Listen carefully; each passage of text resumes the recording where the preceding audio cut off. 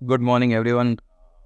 પહેલાં તો હું થેન્ક યુ કહેવા માગું છું, કેમ કે સિઝન 13 અને સિઝન 36ની અંદર મેં નામ નોંધાવ્યું હતું, પણ અનફોર્ચ્યુનેટલી હું પહોંચી નહોતો શક્યો. એના માટે સોરી. અને ફરીથી મેં જ્યારે એમને રિક્વેસ્ટ કરી કે સિઝન 37માં હું મારા પુસ્તકનું અભિપ્રાય આપી શકું, તો એમના તરફથી મને પ્રતિસાદ મળ્યો છે. તો હું એમના માટે પહેલો આભાર માનું છું કે મને અહીંયા મારી વાત રાખવાનો, મને મારા પુસ્તકનો રિવ્યૂ આપવા માટેનો મોકો આપ્યો.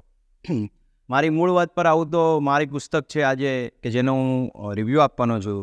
It is that everything is attitude is the everything. પુસ્તક બહુ સરસ મજાનું છે. નાનકડું એવું પુસ્તક છે, માત્ર 140 પેજનું પુસ્તક છે. એના લેખક છે જેફ કેલર, જેની લખાણ અને જેની પ્રથમ આવૃત્તિ 1987ની અંદર પબ્લિશ થઈ હતી. ત્યાર પછીના લગભગ તમે ગણો એટલે અત્યારે એ 40 વર્ષ જેટલો અંતરાલ થઈ જાય. આટલા વધારે જેટલા વર્ષની અંદર પણ આ પુસ્તકે બહુ લોકોને માર્ગદર્શન આપ્યું છે, પોતાના જીવનચરિત્રોને બદલ્યા છે, અને ઘણા એવા સારા એવા પ્રતિભાવો આ પુસ્તકો પરથી મળ્યા છે. 100 of millions કોપીઝ, એટલે લગભગ 10 કરોડ કરતાં પણ વધારે કોપીઝ ઇન્ટરનેશનલ લેવલ્સે વેચાઈ છે. અને આ પુસ્તકો આપણા ગુજરાતીની અંદર એ પુસ્તક આપેલું છે, જે આર સેઠ તરફથી હું તમને પ્રસ્તુત કરું છું. મેં તો પુસ્તક ઇંગ્લિશમાં વાંચ્યું છે, પણ મારી પાસે હાલ તબક્કે નહોતી, એટલા માટે હું ગુજરાતી અભિવૃત્તિ અહીં લાવ્યો છું. પુસ્તકની વાત કરું તો પુસ્તકના 3 ફેઝીસની અંદર મેં આ પુસ્તકને ડિવાઈડ કર્યું છે: વિચાર, વાણી અને વર્તન. આ પુસ્તકને 3 ભાગની અંદર મેં વહેંચ્યું છે કે તમારો વિચાર કેવો હોવો જોઈએ, તમારી વાણી કેવી હોવી જોઈએ, તમારું વર્તન કેવું હોવું જોઈએ. પુસ્તકની અંદર લેખકે પોતાની જીવનની અંદર થતી રોજની પ્રવૃત્તિ છે કે જે પોતાના ડેઇલી લાઈફની અંદર આગળ જે રીતે વધે છે, કેટલા પ્રોબ્લેમ ફેસ થાય છે, અને એ પ્રોબ્લેમ્સની અંદર તમારો એટીટ્યૂડ કેવો હોવો જોઈએ, તમારો જીવન જીવવાનો અભિગમ કેવો હોવો જોઈએ, તે વધારે ઇમ્પોર્ટન્ટ રાખે છે. હું એક સામાન્ય ઉદાહરણ આપું કે તમે મારા કરતાં અહીંયા બધા જે જોઉં છું ઓડિયન્સ, તે ઓલરેડી મારા કરતાં મોટા છે. એમને લગભગ 1983નો વર્લ્ડ કપ જોયો હશે, અથવા તો એમને સાંભળ્યું હશે કંઈ ને કંઈ. 1983ની અંદર આપણે વર્લ્ડ કપ જીત્યા. ભારત માટે બહુ મોટી એક સિદ્ધિ હતી કે ભારત પોતે ક્રિકેટ ઇતિહાસની અંદર પહેલો વર્લ્ડ કપ લાવ્યો હોય. અને એ ઇતિહાસની અંદર એ લોકો જે સાક્ષી બન્યા એ તો ઘણા ખુશ હતા, અને એમના માટે એક એવી ક્ષણ હતી કે જે એમણે ક્યારેય જોઈ નહોતી. એમના પછી વેસ્ટ ઇન્ડિઝ ક્રિકેટ બોર્ડે BCCIનો કોન્ટેક્ટ કર્યો અને કહ્યું કે તમે વર્લ્ડ ચેમ્પિયનશિપ નથી, તમે વર્લ્ડ કપ ભલે લઈ ગયા, તમે ફ્લુકથી જીત્યા છો, તમે નસીબથી જીત્યા છો, પણ વર્લ્ડ ક્લાસ તો અમે જ છીએ. કેમ કે 1975નો વર્લ્ડ કપ વેસ્ટ ઇન્ડિઝ જીત્યું, 1979નો વર્લ્ડ કપ વેસ્ટ ઇન્ડિઝ જીત્યું, 1983ના વર્લ્ડ કપની અંદર પણ ફાઇનલમાં આવ્યું. અને જ્યારે એમનો એટીટ્યૂડ ભારત સામે રમવાનો હતો ત્યારે એકદમ જુદો હતો કે એ તો કંઈ નહીં, એ તો આપણે એમ જ જીતી જઈશું. જ્યારે ભારતે પહેલી ઇનિંગ્સની અંદર 183 રન બનાવ્યા, અને જ્યારે બીજી ઇનિંગ્સની અંદર વેસ્ટ ઇન્ડિઝનો દાવ આવ્યો, ત્યારે એ જે ઓપનિંગ બેટ્સમેન હતા મેક ક્લાઇવવુડ, કે જેમણે 20 વર્ષ સુધી ક્રિકેટ ઇતિહાસમાં રાજ કર્યું, એમને 13 બોલની અંદર 8 ચોકા માર્યા. એટલે ઓલમોસ્ટ બધાનો જે એટીટ્યૂડ હતો, અભિગમ હતો, એ ચેન્જ થઈ ગયો. આ તો હવે અહીંયાથી જીતી જશે ઓન ધ, મતલબ 10 વિકેટથી પણ જીતવાની જે કોમેન્ટેટર હતા તે લોકો એવું કંઈ કહેતા હતા ત્યારે. પણ અનફોર્ચ્યુનેટલી કપિલ દેવે બહુ મસ્ત કેચ પકડ્યો દોડતા, અને એ જે આખી મેચનું રૂપ બદલી નાખ્યું, અને 139ની અંદર એમને ડિફીટ કર્યા, અને આપણે બહુ મોટી એવી સિદ્ધિ હાંસિલ કરી. અને પછી એમણે 6 ટેસ્ટ મેચ અને 6 વન ડે ઇન્ટરનેશનલ રમવા માટે BCCIનો કોન્ટેક્ટ કર્યો, અને 6 ટેસ્ટની અંદર આપણે બહુ ખરાબ રીતે 6 વન ડે ઇન્ટરનેશનલ રીતે બહુ ખરાબ રીતે હાર થઈ. કાનપુરમાં તો બહુ 223 રનથી ખરાબ રીતે કારમી હાર થઈ, એટલે બહુ ક્રિટિસિઝમ થયું, બહુ પ્રેસની અંદર ટીકા થઈ કે આ લોકો શું છે, વર્લ્ડ ક્લાસ રમીને આવ્યા. અને એ લોકોને જ સાબિત કરવું હતું વેસ્ટ ઇન્ડિઝ ક્રિકેટ ટીમને કે we are the world champions, you are not, you are the winning by the fluke. તમે નસીબથી જીત્યા છો. આ તો પેલો સિંહ સૂતો હોય ને વાંદરો લાફો મારીને જતો રહે, એવું થઈ ગયું છે. એટલા માટે એમણે પછી કહ્યું કે હવે આપણે ટેસ્ટ તરફ રમવાના છીએ. તો એમને પહેલી 2 ટેસ્ટ પણ બહુ ખરાબ રીતે હાર્યા. લગભગ 3 દિવસની અંદર પહેલી ઇનિંગ્સ ખતમ, અને 200 રનથી જીતી, અને 1 ઇનિંગ્સથી જીતી ગયા. એટલે બહુ ભારે ક્રિટિસિઝમ થયું, બહુ ખરાબ પરિસ્થિતિઓ એમના પ્લેયર્સ ઉપર આવી. એટલે એમણે સુનિલ ગાવસ્કરને કોન્ટેક્ટ કર્યો. બધાએ સાથે મળીને કીધું કે તમે તમારો અભિગમ બદલો, તમે તમારો એટીટ્યૂડ બદલો. કેમ કે સુનિલ ગાવસ્કર એક ડિફેન્સિવ ક્રિકેટર હતા. પહેલા બોલથી લઈને 60મી ઓવરની છેલ્લી બોલ સુધી એ રમતા, અને 37 રન પણ બનાવ્યા હોય એવું પોસિબલ છે. એટલે એમણે કીધું કે તમે તમારો મેલ્કમ માર્શલ, એમના જે ફાસ્ટ બોલર હતા, એમની પાસે પોતાનો એટીટ્યૂડ છે વર્લ્ડ ક્લાસ બોલરનો, તો you are the world class batsman. તમે જે રીતે રમો છો એનો અભિગમ બદલો, એટીટ્યૂડ બદલો, એટલે તમે તમારા ક્રિકેટને બદલો. અને જ્યારે એમણે એમનો એટીટ્યૂડ બદલ્યો, એમણે અભિગમ બદલ્યો, એટલે ત્રીજી મેચ જ્યાં આપણે ફિરોઝશાહ કોટલા, અત્યારે દિલ્હીનું અરુણ જેટલી સ્ટેડિયમ છે તેની અંદર રમ્યા અને એમણે લંચ પહેલાં પોતાની સેન્ચુરી પૂરી કરી અને ઇન્ડિયાને એ મેચ જીતાવી. અને એના પછી 3 મેચ રમ્યા, પણ એ 3 મેચની ઇનિંગ્સ આપણે બચાવી લીધી. એટલે એક વાત છે કે તમે તમારા લાઈફની અંદર એટીટ્યૂડ કેવો રાખો છો. આપણે કોઈ વ્યક્તિને સામાન્ય રીતે મળીએ એટલે પૂછીએ કેમ છો, how are you, all thing is well, very well. તો ઘણા લોકો કહેતા હોય છે બહુ સારું છે, અમુક લોકો કહેતા હોય છે ઠીક ઠીક ચાલે છે, અમુક લોકોને તમે જોજો રોદડા જ રોતા હશે. એકદમ દેશી ભાષામાં કહું તો કોઈ વસ્તુ સારી ચાલતી હશે ને તો પણ એમનો અભિગમ લાઈફ માટે બહુ એટલે બહુ એકદમ નીચલા સ્તરનો હશે. પેલું કહે ને કે first copy, second copy, third copy, એના કરતાં પણ નીચે. એટલે તમારો અભિગમ જ તમને તમારી જીવનની દિશા બતાવે છે. ન્યૂટન પહેલાં પણ ગુરુત્વાકર્ષણનું બળ લાગુ પડતું જ હતું, પણ એમના જીવનની અંદર એ જ્યાં બેઠા એમના ઉપર સફરજન પડ્યું ને એમને વિચાર્યું કે નહીં આ નીચે જ કેમ પડ્યું, ઉપર કેમ ન પડ્યું. તો એ એમનો એટીટ્યૂડ હતો કે એમને એવું વિચાર્યું, એમના વિચારો હતા, એમની લાઈફ માટે પર્સપેક્ટિવ હતી અને એમણે એક બહુ મોટી દુનિયાની સૌથી બેસ્ટ શોધ કરી. E=mc². આપણે જાણીએ છીએ કે આલ્બર્ટ આઇન્સ્ટાઇન્સે એટલી મોટી શોધ કરી, તો એ પાછળના જે વિચારો છે એ તમારા જીવનની અંદર સૌથી ઇમ્પેક્ટ કરતા હોય છે. એટલે પહેલાં તમે જેવું વિચારો છો એવું 101% થાય જ છે. એટલે તમે જેવું વિચારશો એવું થશે. બીજી વસ્તુ એ છે કે વાણી. તમે તમારા વર્તનની સાથે સાથે તમારી વાણી પર પણ કાબૂ રાખવો બહુ ઇમ્પોર્ટન્ટ છે. આપણે બહુ જોઈએ છીએ કે મોટા લેવલ પર કોઈક બહુ મોટી વિભૂતિ હોય, કોઈક એવા બહુ મોટા મહાપુરુષો હોય, ક્યારેક કંઈક ગડબડ કરી દેતા હોય છે, ક્યારેક કંઈક અનાયાસે બોલાઈ જતું હોય છે, સ્વાભાવિક રીતે આપણે માનીએ છીએ. પણ એમના પછી પણ એમની જે પાછળની જે પ્રતિક્રિયા હોય છે તે વધારે ઇમ્પોર્ટન્ટ રાખતી હોય છે. એટલે આપણે જે રીતે એટીટ્યૂડથી લાઈફને જીવીએ છીએ, આપણા વિચારો રાખીએ છીએ, આપણે આપણી જેવી વાણીઓને બોલીએ છીએ સામે લોકોની સાથે, સામેવાળાની સાથે, તો એ વધારે ઇમ્પોર્ટન્ટ કરતું હોય છે. અને તમારા જીવનની અંદર તમારો એટીટ્યૂડ કેવો હોય છે તે વધારે ઇમ્પોર્ટન્ટ રાખે છે. આપણે અત્યારે જોઈએ કે વિશ્વની અંદર વિરાટ કોહલીનો દબદબો છે. વૈશ્વિક લેવલે 38 બ્રાન્ડ્સને કવર કરે છે અને પોતે એટલા મોટા બિલિયન્સ ને મિલિયન્સની અંદર અર્નિંગ કરે છે. પણ એમનો એટીટ્યૂડ જુઓ તમે.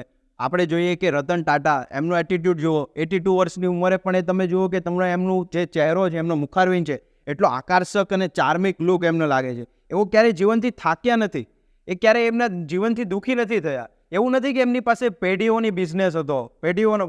ટાટા લોકોનું અને ટાટા જૂથનું એક પુસ્તક છે કે જેમણે એ પુસ્તકની અંદર લખ્યું છે કે અમે અમારા બિઝનેસની અંદર એક ઇમ્પેક્ટ પાડ્યો છે. અને એ બિઝનેસનો ઇમ્પેક્ટ એ છે કે તમે તમારા જે નવી પેઢીની અંદર નવા ચેરમેન્સ, નવા ડાયરેક્ટર્સને નિમણૂક કરવામાં આવે તો એને એવું કહેવામાં આવે કે જેટલું છે તેટલું બચાવી રાખજો, નવું ના થાય તો કશું નહીં. એ પણ એક વસ્તુ ઇમ્પોર્ટન્ટ છે કે તમે જે વસ્તુને જાળવી રાખવીને એ બહુ ઘણી ઇમ્પોર્ટન્ટ છે. આપણે સંબંધ રિલેશનની અંદર વાત કરીએ, વ્યવહારિક જીવનની અંદર, તો આપણે સંબંધને જેટલો વ્યવસ્થિત રીતે જાળવી શકીએ એટલો જ એનો ઇમ્પેક્ટ પડી શકે, એટલો જ એ પાવરફુલ બની શકે. એટલે તમે જેવા લોકોની સાથે રહો છો, એમની જોડે કેવું વર્તન કરો છો, એમની જોડે તમે કેવું બોલો છો, એમની જોડે તમારો કેવો વ્યવહાર છે, એ વધારે ઇમ્પોર્ટ કરતું હોય છે. એટલે તમારો એટીટ્યૂડ ઇઝ ધ એવરીથિંગ. તમારા લાઈફની અંદર એટીટ્યૂડ છે ને તે સૌથી વધારેમાં વધારે ઇમ્પેક્ટ કરતું હોય છે. કોઈક લોકોને તમે જુઓ ને મળો, તમે ખાલી હાથ મળાવો એટલે તમને એનર્જી આવી જતી હોય છે કે વાહ મજા આવી ગઈ, આજનો દિવસ સારો જશે. અને કોઈક લોકોને સાથે મળો એટલે આપણો દિવસ પણ ખરાબ થઈ જતો હોય છે, કેમ કે એ લોકોનો એટીટ્યૂડ જ એટલો ખરાબ હોય. એમના મોઢા ઉપર ક્યારે હસી ના હોય, ક્યારે સ્મિત ના હોય. ક્યારેક કોઈક લોકોને જુઓ તો હંમેશા દુઃખીના દુઃખી જ હોય. ગમે તેટલે એમના જીવનમાં સુખ આવે, ગમે તેટલો એના જીવનમાં ક્ષણિક સુખીનો કોઈ પ્રસંગ આવે, પણ એમના જીવનમાં હંમેશા દુઃખીને દુઃખી જ રહેતા હોય. તો આપણે એવો પ્રયત્ન કરીએ કે આપણે આપણા જીવનની અંદર એટીટ્યૂડને ચેન્જ કરી શકીએ.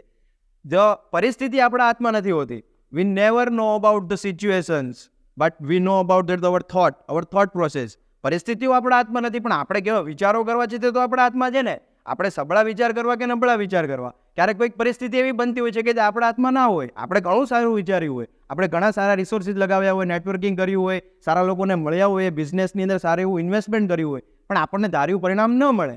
તો એવું વસ્તુ બની શકે. અને ક્યારેક એવું પણ બને કે બહુ સારા એવા લોકોને ન મળ્યા હોય, કંઈક આપણું એક્સપેક્ટેશન પણ હાઈ ના હોય, બહુ લેસ માત્ર હોય, પરંતુ તો પણ આપણને સારું એવું રિઝલ્ટ મળે.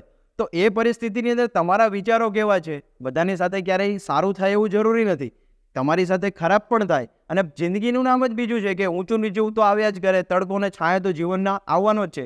પરંતુ તમે એ પરિસ્થિતિમાં રહીને કેવું વિચારો છો, તમારા જીવન માટે પણ અને બીજા લોકોના જીવન માટે પણ. ક્યારેક આપણું જીવન આપણું નથી હોતું, બીજા લોકોની સાથે આપણે રહેતા હોઈએ છીએ. આપણા અરાઉન્ડ જેટલા પણ આપણા ફેમિલીઝવાળા છે, આપણી વચ્ચે જે લોકોની સાથે કામ કરે છે, આપણા કલિંગ્સ, આપણા એમ્પ્લોઈઝ, એ બધાની વચ્ચે પણ આપણું જીવન આપણે પસાર કરતા હોઈએ છીએ. તો એમના માટેના વિચારો જે આપણે વિચારીએ છીએ તે વધારે ઇમ્પોર્ટન્ટ થતું હોય છે. અને એટીટ્યૂડ તમારો જો સૌથી સારો હોય, સબળો હોય, તમારા તરફ હોય, તો એ તમે તમારી જીવનની દિશાને નક્કી કરી શકો છો. ક્યારેય કોઈ પરિસ્થિતિ આપણા હાથમાં આવવાની જ નથી. તમારે પરિસ્થિતિને ક્રિએટ કરવાની છે, જનરેટ કરવાની છે કે જે તમારા હાથમાં આવી શકે. બિઝનેસનો મોટો ટેન્ડર હોય તો એવું નથી હોતું કે તમને જ મળવાનો છે. તમે એપ્લાય કરો છો, તમે તમારા રિસોર્સિસ સારા લગાવો છો, તમે એફર્ટ્સ લગાવો છો, તમે તમારા જીવનની અંદર જે બિઝનેસમાં કામ કરો છો એમાં ક્વોલિટીઝ આપો છો, તમે સારા માણસોની સાથે રહો છો, સંગત કરો છો, તો એ બધી ઇમ્પેક્ટ તમારા બિઝનેસની અંદર, તમારા રિલેશન્સની અંદર, તમારા પ્રોફેશન્સ, તમારા વ્યવહારિક જીવનની અંદર ઇમ્પેક્ટ પાડતી હોય છે. અને એનું જ નામ છે the attitude is the everything. આ પુસ્તકની અંદર લેખકે ઘણા બધા સારા સારા એવા નાની નાની વાતો કરી છે. કહેવા માટે આ પુસ્તકની અંદર ઘણું સારું વસ્તુ છે. કોઈ એવી નબળી વાત મને આ પુસ્તકમાં મળી નથી કે જે તમને ડિમોટિવેટ કરે, તમને નબળું લાગે, તમને ખરાબ લાગે. તમારે જીવનમાં એકવાર આ પુસ્તક વાંચવા જેવી છે. ખૂબ નાની એવી પુસ્તક છે, 140 પેજની છે. 3 મહિનાની અંદર તમે આ પુસ્તક પૂરું કરી શકો જો તમે રોજનું 1 થી 1.5 પેજ વાંચો તો. આપણે જીવનના અત્યારે રસ એટલો બધો છે, બહુ ભાગદોડવાળી હેક્ટિક લાઈફ થઈ ગઈ છે આપણી, પણ આપણે જીવનની અંદર 5 મિનિટ પણ આપણે જો આપણા જીવનને આપી ના શકીએ તો એ વ્યર્થ કહેવાય. તો પુસ્તક વાંચવા જોઈએ, સારા પુસ્તકનું વાંચન કરવું જોઈએ, પવિત્ર વિચારો રાખવા જોઈએ. આ બધું જ આ પુસ્તકની અંદર તમને આ મેન્શન કરેલું છે કે જ્યારે કોઈક લોકો પોતાના જીવનને વેંટારી રહ્યા હોય, એટલે જેમ સાહેબે કીધું એમ ધસડી રહ્યા હોય, એ મજા ના આવતી હોય, બસ એકલું કામ કર્યા કરવું, આવવું, ઘરે જવું, સૂઈ જવું, પાછું કામે જવું, આવવું, જવું, સૂઈ જવું. એના કરતાં તમે તમારા જીવનની અંદર કંઈક નવી પરિભાષાને જોડો, તમે નવા લોકોને સાથે મળો, તમારા વિચારોને આગળ વધારો, તમારા એટીટ્યૂડને બદલો, તમારા જે મુખારવિન છે, તમારું જે ચાર્મિંગ છે, તેને સ્માઇલ સાથે રહો. ભલે ગમે તેટલા દુઃખ હોય, લાઈફની અંદર એ વસ્તુ આવવાની છે, આપણને ખબર છે. આ જિંદગીની અંદર કોઈ એવો વ્યક્તિ નથી કે જેને પ્રોબ્લેમ ના ફેસ થયા હોય. બધાને જ કંઈક ને કંઈક પ્રોબ્લેમ થયો હોય. અમેરિકાના બહુ મોટા બિઝનેસમેન હતા. એમને જ્યારે મૃત્યુ થયું ત્યારે એમને પૂછવામાં આવ્યું હતું પહેલાં કે તમારે તમારા કેફેન પર શું લખવું છે, કોફીને. જે લોકો મરે એટલે પછી એમને કોફીનની અંદર રાખવામાં આવે, તો એમને કીધું કે તમારો એટીટ્યૂડ તમારા જીવનની અંદર શું છે, તમારે શું કહેવું છે. તો એમણે કીધું કે મારા કેફીન ઉપર જાઓ અને લખો કે મારા કરતાં સારા, મારા કરતાં ઉત્સાહી, મારા કરતાં વેલ એજ્યુકેટેડ, મારા કરતાં સારી બુદ્ધિના અને મારા કરતાં પણ ઊંચા દરજાના લોકોને મેં મારી નીચે રાખ્યા, એમને મેં પગાર આપ્યો, એમને મારા જીવનની અંદર એડ કર્યા અને એમને મેં મારા જીવનની નીચે જેટલા પણ કામ કરાવ્યા ને તે મારા હાથની નીચે કરાવ્યા. તો એમનું જે જીવન છે ને તે બદલી ગયું. એટલે તમારા વિચારો છે ને એ તમારી સૌથી મોટી દેન છે. તમે જેવું વિચારો છો ને એવું તમારી જોડે 100% થાય છે. તમે સારું વિચારશો તો સારું થશે જ. અમુક લોકોનું શું હોય, અરે મેં સારું વિચાર્યું તો થતું જ નથી, મારે આવું કરવું જ નથી, મારે આમ કરવું જ નથી. પણ તમે તાત્કાલિક કોઈ વસ્તુ ના મળે. Overnight success is never possible. તમે ક્યારેય ના મળે.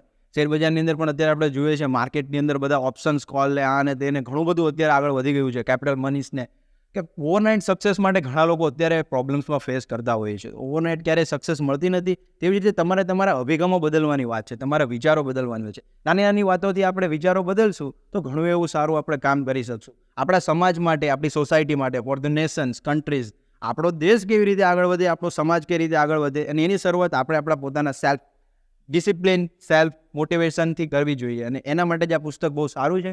જીવનમાં એકવાર વાંચવા જેવું પુસ્તક છે. જો તમને ક્યારે પણ સમય મળે તો આ પુસ્તકને જરૂર વાંચજો. મારા તરફથી આ પુસ્તકને ખૂબ સારો એવો પ્રતિસાદ છે અને હું તમને વિનંતી કરું છું, રિક્વેસ્ટ કરું છું કે તમારી પાસે જો સમય હોય તો આ ગુજરાતીમાં પણ અવેલેબલ છે અને ટોટલ 67 લેંગ્વેજીસની અંદર આ ટ્રાન્સલેટ થયું છે. તો વર્લ્ડની સૌથી ટોપ મોસ્ટ બુકની અંદર આનું નામ આવે છે, ટોપ 10માં. હજુ પણ લગભગ હું તમને વાત કરું ને 40 વર્ષથી આ બુક રાજ કરે છે અને હજુ પણ આનો જમાનો છે જ. એવું નથી કે જતો રહ્યો છે કે કોઈ માણસો નથી વાંચતા, પણ આ પુસ્તક હજુ પણ ટોપ પર છે અને આગામી સમય પણ રહેશે. કેમ કે આની અંદર જે કન્ટેન્ટ્સ આપ્યા છે, જે એમના મથાળાઓ આપ્યા છે, જેમની અંદર જે એમને લખાણ કર્યું છે, એમને લેખકની જિંદગી તો બદલી છે પણ જે વાંચનારાઓની પણ જિંદગી બદલી છે. અને મેં મારા જીવનની અંદર પણ આ પુસ્તકને લીધે પરિવર્તન જોયા છે અને હું એનો એક સાબિત છું. અને એના માટે હું તમને રિક્વેસ્ટ કરી શકું કે તમે આ પુસ્તક વાંચજો અને તમે તમારા સમાજ માટે, તમારા પોતાના માટે, તમારા દેશ માટે કંઈક ઊંચા લેવલ સુધી પહોંચો, તેવી હું બધાને પ્રાર્થના કરું છું. Thank you very much.